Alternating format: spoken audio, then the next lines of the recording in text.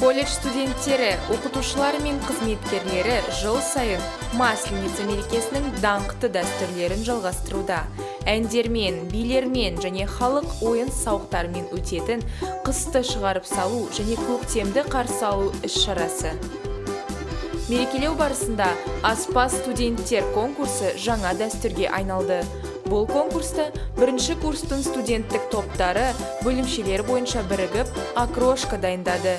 Өте қарапайым, бірақ керемет дәмі мен бірегей студенттердің шығармашылық әлеуетін ашуға қабілетті тағам.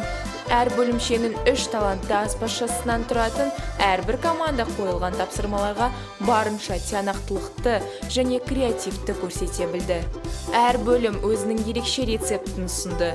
Қазылар алқасы аспаздық мамандарды бағалады.